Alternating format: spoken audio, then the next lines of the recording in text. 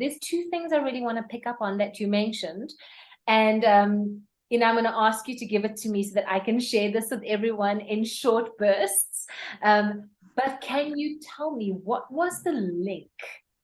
I mean, I don't know if it's possible to sum this up, but what was the link that you observed concerning African women and money that really showed you there's some work to do here? Where to start? So I'm gonna start it from actually something I talk about in my next book, right? Um, which is I talk about how money is very different for Black and brown people, right? And for us in particular, is that when you come with a legacy of oppression, it's oppression wasn't just oppression for the sake of oppression. Oppression was also about resources and finances.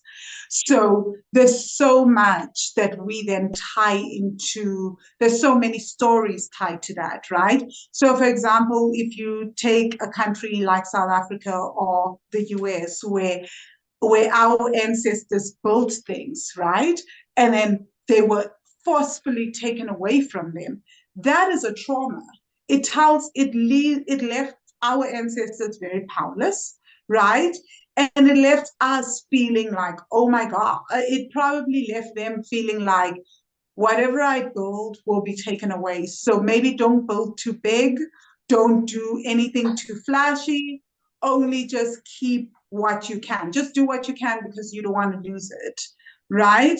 And just keep yourself hidden. And I talk a lot about this idea of visibility and invisibility, that for most of us to survive, for our ancestors to survive, they had to be invisible and under the radar, you know? And I think as women in particular, if we're going to be talking about women, and particularly women of color, we have to talk about this, right? Is that we know, how do you stay safe as a woman most times?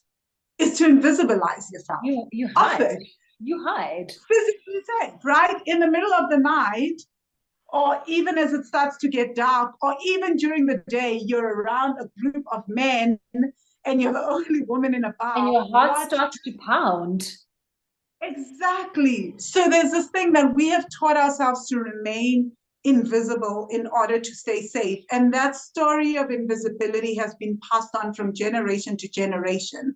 And as a result, it's like, and also don't rock the boat. Here's the crazy thing about building wealth. Wealth does make you visible, right? There's only so much invisibility that you can have. But at some point, everybody knows who's the aunt or the uncle who is making more money in the family. You know? The favorite aunt and uncle.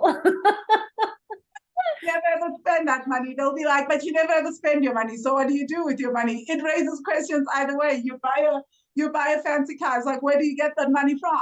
Yeah. Right. So there is that aspect that often it will bring some kind of eyes on you. Right. So if we have associated visibility with lack of safety, it becomes a problem, right? Because we will try to get rid of money in order to keep ourselves invisible so that we can keep ourselves safe. This is really important. The first thing to understand is that the brain and the mind is not created to keep us safe. Is not created to help us expand. The only role of the mind is to protect us and to keep us safe, right? So if the mind feels that anything that you do, or subconscious mind has taken on stories that are contrary to that if I make money, I will become visible, therefore it is unsafe. Guess what the mind is going to do? You're going to get rid of money as fast as possible, or you're going to block yourself from making money or growing money.